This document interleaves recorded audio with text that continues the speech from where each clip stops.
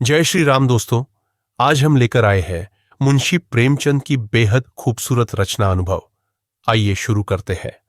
प्रियतम को 1 वर्ष की सजा हो गई और अपराध केवल इतना था कि 3 दिन पहले जेठ की तपती दोपहरी में उन्होंने राष्ट्र के कई सेवकों का शरबत पान से सत्कार किया था। मैं उस वक्त अदालत में खड़ी थी। कमरे के बाहर सारे नगर की राजनैतिक चेतना किसी बंदी पशु की भांति खड़ी चीत्कार कर रही थी। मेरे प्राणधन हथकड़ियों से जकड़े हुए लाए गए। चारों ओर सन्नाटा छा गया। मेरे भीतर हाहाकार मचा हुआ था, मानो प्राण पिघला जा रहा हो। आवेश की लहरें सी उठ उठकर समस्त शरीर को रोमांचित किए देती थीं। ओह, इतना गर्व मुझे कभी नहीं हुआ था। वह अदालत, कुर्सी पर बैठा हुआ अंग्रेज अफसर, लाल जरीदार पगड़ियां बांधे हुए पुलिस के कर्मचारी, सब मेरी आंखों में तुच्छ जान पड़ते थे। बार बार जी में आता था दौड़कर जीवन धन के चरणों में लिपट जाऊं और उसी दशा में प्राण त्याग दूं। कितनी शांत, अविचलित, तेज और स्वाभिमान से प्रदीप्त मूर्ति थी। ग्लानि, विषाद या शोक की छाया भी न थी। नहीं, उन ओठों पर एक स्फूर्ति से भरी हुई मनोहारिणी, ओजस्वी मुस्कान थी। इस अपराध के लिए 1 वर्ष का कठिन कारावास। वाह रे न्याय, तेरी बलिहारी है। मैं ऐसे 1000 अपराध करने को तैयार थी। प्राणनाथ ने चलते समय एक बार मेरी ओर देखा, कुछ मुस्कुराए, फिर उनकी मुद्रा कठोर हो गई। अदालत से लौटकर मैंने 5 रुपये की मिठाई मंगवाई और स्वयं सेवकों को बुलाकर खिलाया। और संध्या समय मैं पहली बार कांग्रेस के जलसे में शरीक हुई।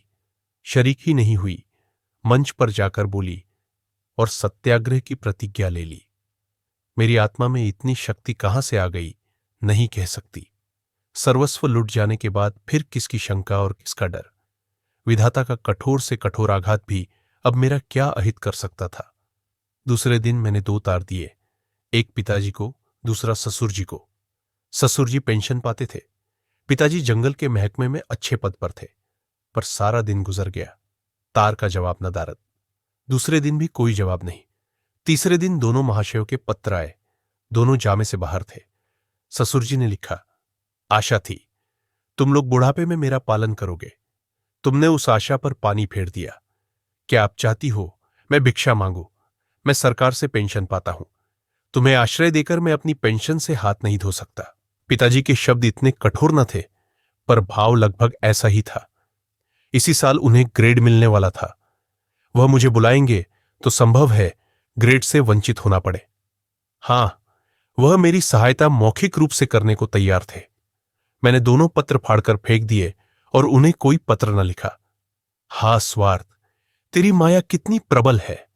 अपना ही पिता केवल स्वार्थ में बाधा पड़ने के भय से लड़की की तरफ से इतना निर्दय हो जाए, अपना ससुर अपनी बहू की ओर से इतना उदासीन हो जाए। मगर अभी मेरी उम्र ही क्या है, अभी तो सारी दुनिया देखने को पड़ी है। अब तक मैं अपने विषय में निश्चिंत थी, लेकिन अब यह नई चिंता सवार हुई। इस निर्जन घर में निराधार, निराश्रय कैसे रहूंगी? मगर जाऊंगी कहां? अगर कोई मर्द होती तो कांग्रेस के आश्रम में चली जाती या कोई मजूरी कर लेती। मेरे पैरों में नारीत्व की बेड़ियां पड़ी हुई थीं। अपनी रक्षा की इतनी चिंता न थी जितनी अपने नारीत्व की रक्षा की। अपनी जान की फिक्र न थी, पर नारीत्व की ओर किसी की आंख भी न उठनी चाहिए। किसी की आहट पाकर मैंने नीचे देखा। 2 आदमी खड़े थे। जी में आया, पूछूं तुम कौन हो? यहां क्यों खड़े हो? मगर फिर ख्याल आया, मुझे ये पूछने का क्या हक? आम रास्ता है, जिसका जी चाहे खड़ा हो। पर मुझे खटका हो गया। उस शंका को किसी तरह दिल से न निकाल सकती थी। वह एक चिंगारी की भांति हृदय के अंदर समा गई थी। गर्मी से देह फूंकी जाती थी। पर मैंने कमरे का द्वार भीतर से बंद कर लिया। घर में एक बड़ा सा चाकू था, उसे निकालकर सिरहाने रख लिया। वह शंका सामने बैठी घूरती हुई मालूम होती थी। किसी ने पुकारा। मेरे रोए खड़े हो गए। मैंने द्वार से कान लगाया। कोई मेरी कुंडी खटखटा रहा था। कलेजा धक धक करने लगा। वही दोनों बदमाश होंगे। क्यों कुंडी खटखटा रहे हैं? मुझसे क्या काम है? मुझे झुंझलाहट आ गई। मैंने द्वार खोला और छज्जे पर खड़ी होकर जोर से बोली, कौन कुंडी खड़खड़ा रहा है? आवाज सुनकर मेरी शंका शांत हो गई। कितना ढाढ़स हो गया। ये बाबू ज्ञानचंद थे। मेरे पति के मित्रों में इनसे ज्यादा सज्जन दूसरा नहीं है। मैंने नीचे जाकर द्वार खोल दिया। देखा तो एक स्त्री भी थी। वह मिसेस ज्ञानचंद थी। ये मुझसे बड़ी थी। पहले पहल मेरे घर आई थी। मैंने उनके चरण स्पर्श किए। हमारे वहां मित्रता मर्दों ही तक रहती है, औरतों तक नहीं जाने पाती। दोनों जने ऊपर आए। ज्ञान बाबू एक स्कूल में मास्टर हैं, बड़े ही उदार, विद्वान, निष्कपट। पर आज मुझे मालूम हुआ कि उनकी पथ प्रदर्शिका उनकी स्त्री है। वह दोहरे बदन की प्रतिभाशाली महिला थी। चेहरे पर ऐसा रोब था मानो कोई रानी हो। सिर से पांव तक गहनों से लदी हुई। मुख सुंदर न होने पर भी आकर्षक था। शायद मैं उन्हें कहीं और देखती तो मुंह फेर लेती। गर्व की सजीव प्रतिमा थी। वह बाहर जितनी कठोर, भीतर उतनी ही दयालु। घर कोई पत्र लिखा? यह प्रश्न उन्होंने कुछ हिचकते हुए किया। मैंने कहा, हां, लिखा था। कोई लेने आ रहा है? जी नहीं। न पिताजी अपने पास रखना चाहते हैं, न ससुर जी। तो फिर क्या? अभी तो यही पड़ी हूं। तो मेरे घर क्यों नहीं चलती? अकेले तो इस घर में मैं न रहने दूंगी। खुफिया के 2 आदमी इस वक्त भी डटे हुए हैं। मैं पहले ही समझ गई थी, दोनों खुफिया के आदमी होंगे। ज्ञान बाबू ने पत्नी की ओर देखकर मानो उसकी आज्ञा से कहा, तो मैं जाकर तांगा लाऊं? देवी जी ने इस तरह देखा मानो कह रही हो, क्या अभी तुम यही खड़े हो? मास्टर साहब चुपके से द्वार की ओर चले। ठहरो, देवी जी बोली। कै तांगे लाओगे? कै? मास्टर साहब घबरा गए। हां, कै। एक तांगे पर 3 सवारियां ही बैठेंगी। संदूक, बिछावन, बर्तन भाड़े क्या मेरे सिर पर जाएंगे? तो 2 लेता आऊंगा। मास्टर साहब डरते डरते बोले, एक तांगे में कितना सामान भर दोगे? तो 3 लेता आऊं। अरे तो जाओगे भी? जरा सी बात के लिए घंटा भर लगा दिया। मैं कुछ कहने ना पाई थी कि ज्ञान बाबू चल दिए। मैंने सकुचाते हुए कहा, बहन, तुम्हें मेरे जाने से कष्ट होगा? और देवी जी ने तीक्ष्ण स्वर में कहा, हां, होगा तो अवश्य। तुम दोनों जून में 2-3 पाव भर आटा खाओगी, कमरे के एक कोने में अड्डा जमा लोगी, सिर में आने का तेल डालोगी। ये क्या थोड़ा कष्ट है? मैंने झेंपते हुए कहा, आप तो बना रही हैं। देवी जी ने सहृदय भाव से मेरा कंधा पकड़कर कहा, जब तुम्हारे बाबूजी लौट आवे तो मुझे भी अपने घर मेहमान रख लेना। मेरा घाटा पूरा हो जाएगा। अब तो राजी हुई। चलो असबाब बांधो, खाटवाट कल मंगवा लेंगे।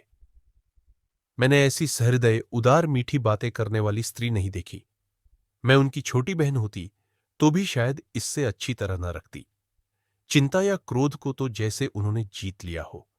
सदैव उनके मुख पर मधुर विनोद खेला करता था। कोई लड़का बाला न था, पर मैंने उन्हें कभी दुखी नहीं देखा। ऊपर के काम के लिए लौंडा रख लिया था, भीतर का सारा काम खुद करती।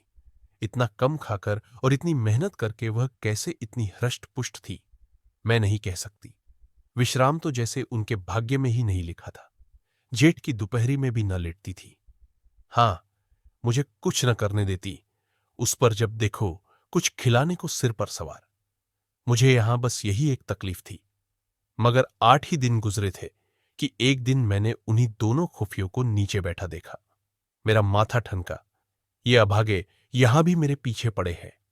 मैंने तुरंत बहन जी से कहा, वे दोनों बदमाश यहां भी मंडरा रहे हैं। उन्होंने हिकारत से कहा, कुत्ते हैं, फिरने दो। मैं चिंतित होकर बोली, कोई स्वाग न खड़ा करे। उसी बेपरवाही से बोली, भूखने के सिवा और क्या कर सकते हैं? मैंने कहा, काट भी तो सकते हैं। हंसकर बोली, इसके डर से कोई भाग तो नहीं जाता ना?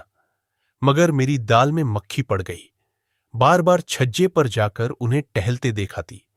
ये सब मेरे पीछे पड़े हुए हैं। आखिर मैं नौकरशाही का क्या बिगाड़ सकती हूं? मेरी सामर्थ्य ही क्या है? क्या यह सब इस तरह से मुझे यहां से भगाने पर तुले है? इससे उन्हें क्या मिलेगा? यही तो कि मैं मारी मारी फिरूं। कितनी नीची तबीयत है। 1 हफ्ता और गुजर गया। खुफिया ने पिंड न छोड़ा। मेरे प्राण सूखते जाते थे। ऐसी दशा में यहां रहना मुझे अनुचित मालूम होता था, पर देवी जी से कुछ कह न सकती थी। एक दिन शाम को ज्ञान बाबू आए तो घबराए हुए थे। मैं बरामदे में थी, परवल छील रही थी। ज्ञान बाबू ने कमरे में जाकर देवी जी को इशारे से बुलाया। ऐसी और कहानियों के लिए हमारे चैनल को लाइक और सब्सक्राइब करें। धन्यवाद।